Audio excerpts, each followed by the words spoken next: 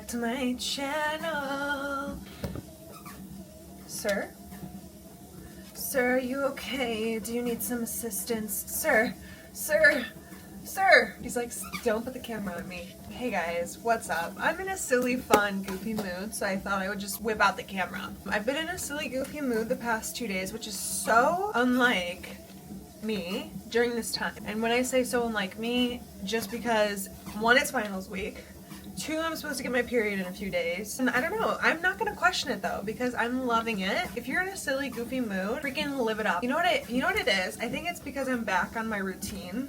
I had 2 really successful days of just my program, my eating, tracking my macros. I just did my makeup today and I went to hot Pilates and I just am having myself a day. I feel like my last few videos have been showing the rawness and the realness of like when you fall out of the rhythm, and this video is going to be falling back into the rhythm and how you can feel so much better when you just stick to your routines. I think that it's important to document those moments too. We are in December, there is snow on the ground, but I will say I'm not really minding it. I'm actually kind of loving it. It's not gut-wrenching cold yet where you feel like you have to hide inside. I mean, definitely it is really cold, but not like gut-wrenching cold where it's like I can't even step outside for 30 seconds, you know? I don't know, it just feels so cozy looking out and seeing the snow on the ground and snowing. It's kind of romantic a little bit. I don't know. We woke up super early this morning. I woke up at 5:30. We were out the door by 6:10 to our hot Pilates class. And guys, I have been craving a hot class for so long. I took some in Florida when I went to go visit my bestie Lauren, who also is my coach. In between her competition, I ended up going to a Pilates class that was hot, and that was like my first time going to a hot Pilates class. I used to go to hot yoga all the time, but this was a hot Pilates class and it was just so nice. And so I did the same thing today. That is going to be my new rest days. So just a little recap of what I'm doing. I'm working with a coach. I lift weights 5 times a week. I do cardio. My coach did pull me back to 5 days a week. The days that I lift, I do elliptical right after. I don't like to do my workout split up. I know some people like to do their cardio in the morning, lift at night. I'm the type of person, I'm like, let's get it done. Let's wake up at 5, get to the gym, do my workout and cardio right after. I like to do my cardio after my lift because I feel like when you do my brother gave me this tip, when you do your cardio first, you're exerting a lot of energy, so your lift might not be as strong. And I really want to progressively overload in my lifts every week, so I do my lifts first and then I do my cardio after that. My rest days are Wednesdays and Sunday, and those days I'm just supposed to do cardio. So like an active kind of rest. We're only in zone 2 for cardio, which means you're just kind of getting your heart rate up there. You want to feel the burn, but not overly exert yourself. That's what we're doing. On Wednesdays, instead of doing cardio on the elliptical, I go and I do my little hot mat Pilates, which I was sweating this morning. I was dripping and it felt so good, and I was able to keep up the entire time. Usually those classes, if you've ever been to a hot Pilates class or a sculpt class with core power yoga or anything, you girls know how crazy intense those are. And in the past, I could keep up, but I would have to take at least a few breaks here and there. I took a break when we were in between sets. That's when I would take a break to take a little sip of water. It was just such a nice feeling to see my benefits in the gym and my cardio directly making me feel my endurance is just so great, and I'm just feeling great, guys. That's my little update. I am fully back on track with my program, which I'm going out of town in about 9 days. So during that time, it's going to be kind of hard to keep up with everything. I'm sure I'm going to do my best and still be as structured as possible, but the next 2 weeks, my coach and I really just wanted to hone in and crush it so that going into that time when you're kind of away from your routine, you can give yourself a little bit more grace, but still try your best to keep up with the program and the set routine. So today's agenda is I want to get some homework. I want to get all of my homework out of the way. I have a quiz due tonight. I want to do all of that, and then we can progress into studying for finals. But yeah, I just wanted to film today because I'm in just such a nice little happy mood. This is my setup. I don't think I've ever showed you guys, but this is my little setup. I switched some things around in my office. So I have my inspo board right over here, and you already know who's at the center. Thank you, Jesus. But yeah, I just think it's really nice having your goals laid out visually. I think it just does something for the brain, and to be able to look at this and see where I want to be with always having God at the center and just everything else. That's what I love about my vision board. I think, you know, taking it and using your love for God, I think it's really nice to just lay out all of your aspirations and your goals. As long as God's in the center of it, I think is great. All of these things that I had put on my vision board in the beginning of this year, or I think it was either the beginning of this year or the end of last year, honestly, most of it has come true. There's a few things that have not, which, oh, Phil, we need to fix this. I'm sorry, that was mommy's fault. I think you didn't come crashing down, huh? But yeah, so I used to have it over there, but I never really looked over there. And now being at my desk, I can look at it all the time. And then of course I have a little picture of a horse. That's gonna be my future horse. His name is also gonna be Felix after, this is Felix number 1. And then Felix number 2 is gonna be my black stallion of a horse. I don't even wanna look over here. Those are my board books that I have to study for. I haven't even started studying for boards, love. My board's in February. So I should be starting that. But anyways, enough of the chatter. I'm gonna lock in now. I'm gonna study, try to get as much done as possible. I'll talk to you guys in a bit. Okay, I just moved to my kitchen. I am just going over some key pointers for one of my quizzes. I love using ChatGPT to just really explain things at a simple level. I'm just going over some medications for hypertension, and I just asked it to explain it very, very simple, easy, and that way I just am able to get it a lot easier. So I'm gonna read through this, and then I will probably write out the key notes for each one and then take my quiz, call it a day, and then we'll eat some lunch because I'm getting hungry. I got my nails done with my mom a few days ago, and at first I didn't really like them because sometimes when you choose a super light color, your nail beds kind of bleed through and you can see the dark spots of the nails. But honestly, kind of love having my nails done. Love the natural vibe, but like I just love having nothing on my nails, but sometimes I also just like feeling polished. I think what I might do is when I'm gonna get my nails done one more time for when I go out of town, something fun and vacation-y, but when I come back, I think when I go to the nail salon, I'm just gonna have them kind of do the skin around, like cut the skin and then just clear. Bring my little keratin treatment because it's clean and yeah, no UV lights, none of that. So okay, Carlos, you need to really stop because I need to focus. Like he just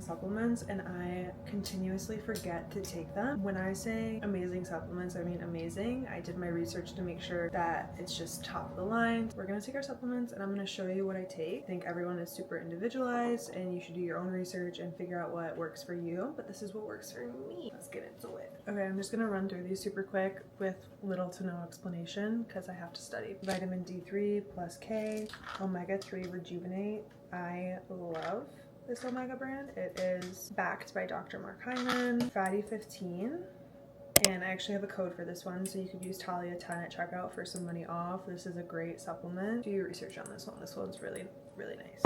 I take my homocysteine resistant.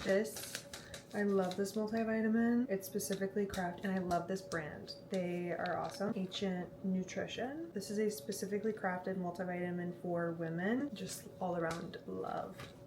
Colostrum, and then last but definitely not least, creatine. Yeah, I will say I'm horrible at taking these things, which is really bad because I spent a lot of money on them and did a lot of research. A lot of time went into this. Time, money, and I just need to get better at that, so.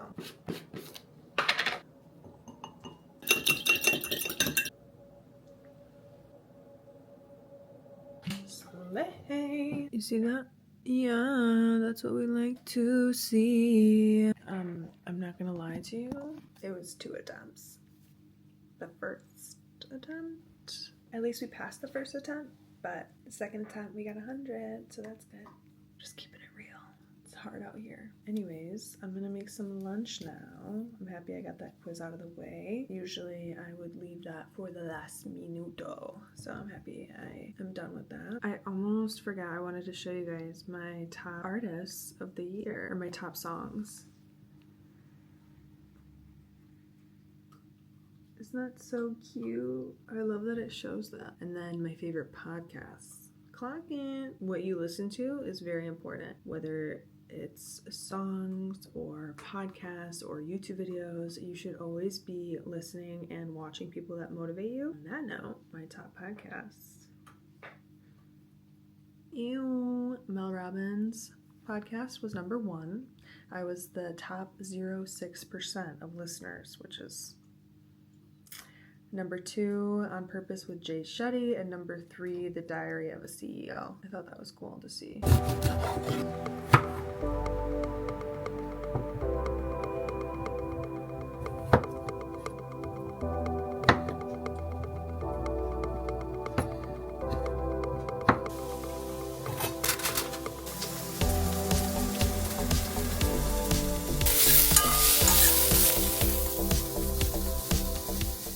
So we decided, actually, I'm not gonna go to the gym right now because I would have to rush a lot, and I honestly really want to focus on slowing down. So instead, we're gonna take baby Mila for a walk, and she hates these shoes, but it's so cold outside, and she needs the shoes, you know? And we're just gonna roll with it. Mila, please, because, you know, she doesn't know that these shoes are actually going to let her explore more. She does like the snow, but I notice her shaking within a few minutes, and I don't want her to get sick, and I want her to be able to explore. Mila, don't bite your boots.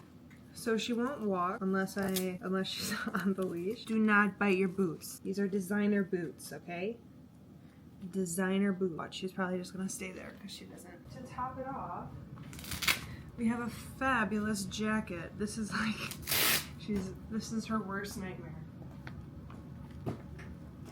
You're walking. I'm so proud of you. Harnessed. So I don't know if we want to go for the turtleneck vibe today. That's nice and warm and cozy. Do you want to do the turtleneck vibe or little? What do you think? What do you think? Which one? You hate it? I know, but you're gonna love it. Do you like this better? No?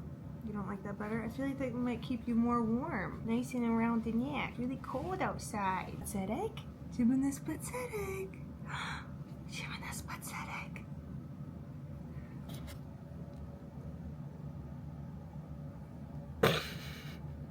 I know you don't like it, but you're gonna love it. You just gotta get used to it. You look so cute, y'all.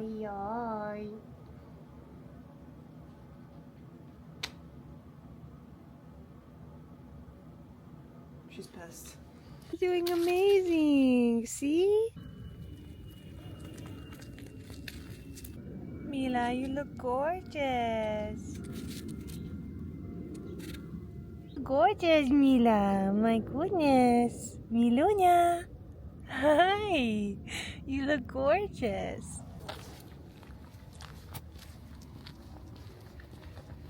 See, this is the type of cold where it's cold, but it's not gut-wrenching cold. If you bundle up, you'll be good. My only thing is I don't have gloves, so my hands are pretty cold, but other than that, I quite enjoy this weather, to be honest. I think Mila likes it too. So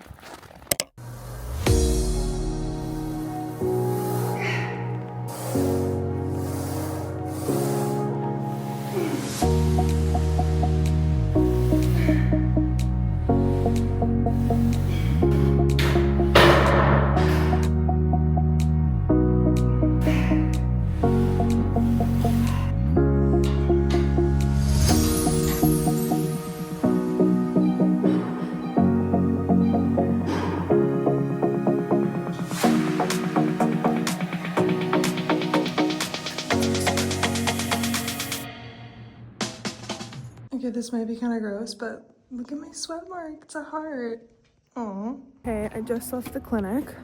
I have marks all over my face, and now I have to go present. But luckily, I am not presenting first, so hopefully these marks will go away. Whoa. Hey. Oh, yeah. You go first, right? Yeah, I would like to. Yeah. I'd like to go first. Get this out of the way. And once you start to do that, you might feel a shift in a more grounding present. And that essentially is what mindfulness is. My turn. Ooh. Is that how you guys had it? I feel like yours was different. Hello everybody. How's everyone doing today? Today I'm going to be presenting on why non-toxic matters. So what does non-toxic actually mean, and what does it mean to you guys? Do you live currently a non-toxic lifestyle or an organic lifestyle, and what does that mean to you? So show of hands, do any of you guys strive for a lifestyle of non-toxic? Yay! Awesome. Before you go one by one, I'll go first. Okay. I feel like non-toxic is trying to consume the cleanliness of something. Try to be as clean as you can possibly. Because I feel like humans at the most common thing that we do, the most repetitive thing that we do is consume something. Whether it be water, whether it be a bag of chips. But there's so much toxicity and so many things, you almost like, I feel like I'm better off starting. Yeah, that's good. Dr. Ying? Organic, try to avoid plastics, especially single-use plastics. Yeah. I run air filters everywhere. Oh, that's awesome. Found a podcast. It was called Dr. Mark Hyman. At that time, it was called the Pharmacy Podcast. And it was like, I listened to the first episode, and then I listened to the second, the third, the fourth, the fifth. And it can get unhealthy sometimes. I think that it is a level of balance. I love the term structured balance because, there's times where I might be at a friend's house and she doesn't have my organic, non-toxic makeup. And so I want to touch up or something. I'll use her stuff. I don't want to drive myself crazy, but there was a time in my life where I was driving myself crazy and it just wasn't healthy or sustainable. So I think taking it one step at a time is really important, and making sure that you're easy on yourself and you give yourself grace. That's the biggest thing. Oh, also one thing I wanted to say is, obviously we're in a position where we've learned a lot about this stuff, so we might have a different approach, but when it comes to our future patients, and I've noticed even with my friends or my family, when I'm trying to explain what this stuff is, it could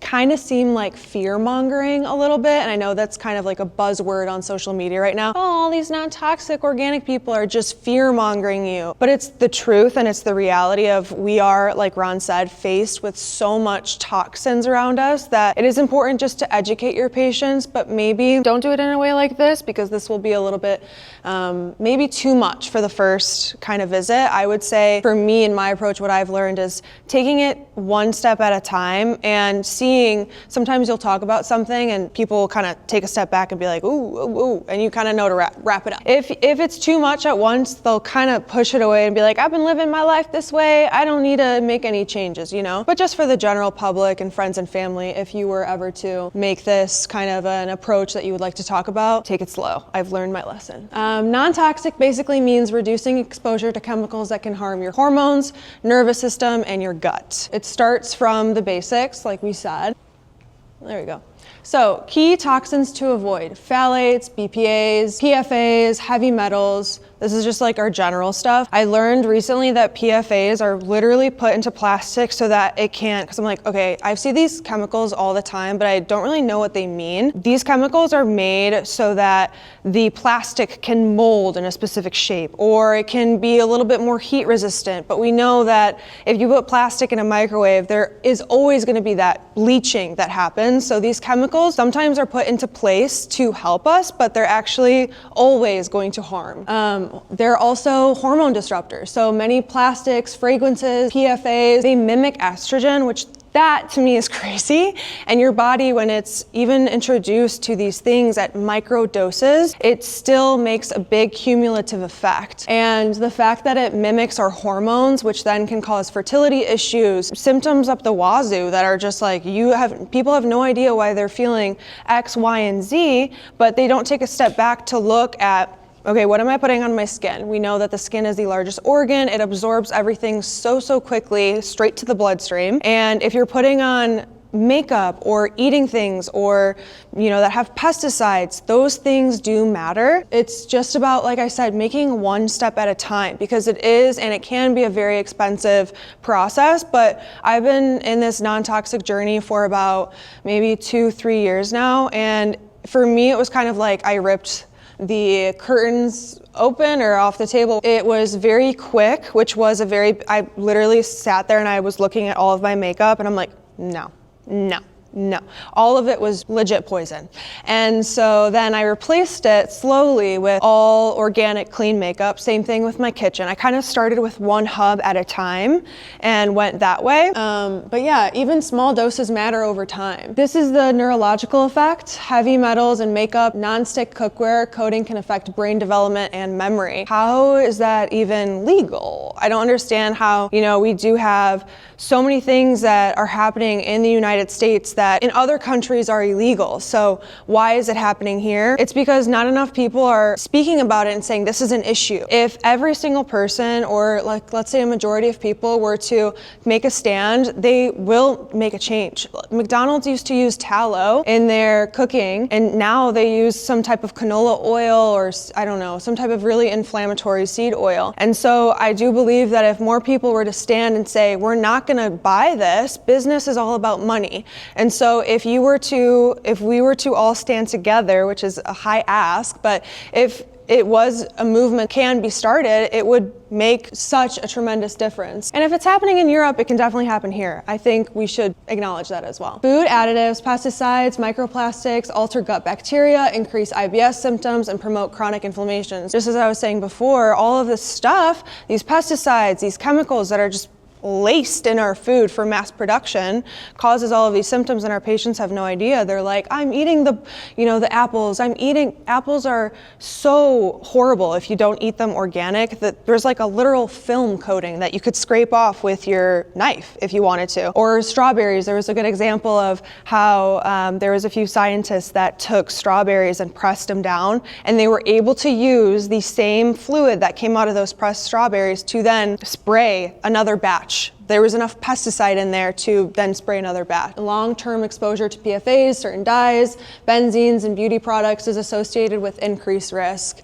And it's just sad because I feel like a lot of people have no idea about this stuff, and I think it's up to us as future doctors and to make awareness in our own life and then also shine that to our family, friends, and patients. So why it matters for the environment, there's a lot that goes on, with mineral depletion in the soils, and that is largely due to all of the chemicals that they're spraying on. The soil is so depleted in minerals, and then we don't have the same type of nutrients that we could be getting if we were to strive for a more organic, non-toxic lifestyle. A step could be non-toxic cooking. So just making yourself aware of where you can make your first step. So what to avoid, better options, avoid what we were talking about before. Aluminum cookware, we know that aluminum has a big implication on Alzheimer's. Better options, stainless steel, cast iron, carbon steel, ceramic coated. Avoid reheating food in plastic to reduce microplastic exposure. Non-toxic eating, so of course reducing the high pesticide foods, high processed foods, artificial dyes, red 40. Of course, choosing whole foods, staying away from dirty dozen, using filtered water to reduce heavy metals. And this is my new favorite, non-toxic activewear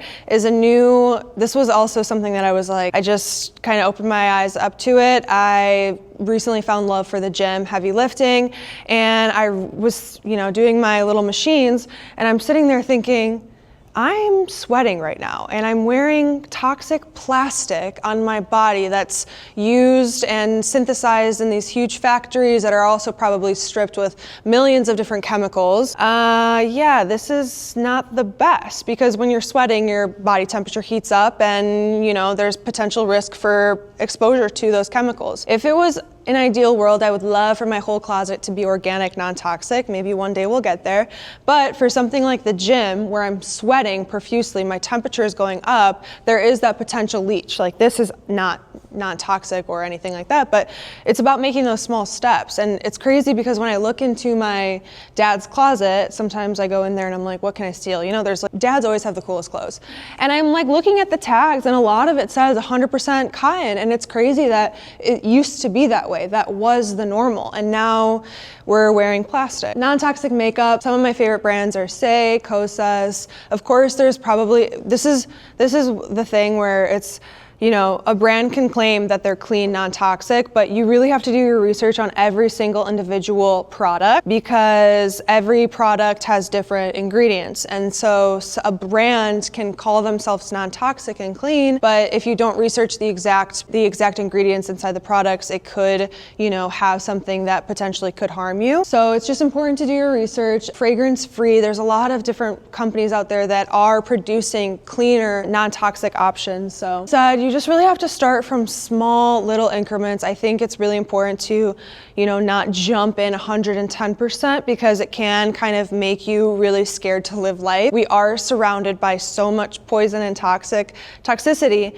So it's important to take it maybe one area of your house at a time, maybe even one makeup product at a time. Whatever it is for you, just give yourself grace and start with the low velocity and then being able to ramp it up after time. But once you start, it's like so addicting. You just want everything that touches you to be clean and organic. At least that was for me. The end. Thank you. I got a question. Yes. Do you have any non-toxic workout brands that you look? Yes, I love Pact. Pact, they have, I think, men's and women's. Matt the Label is really nice as well.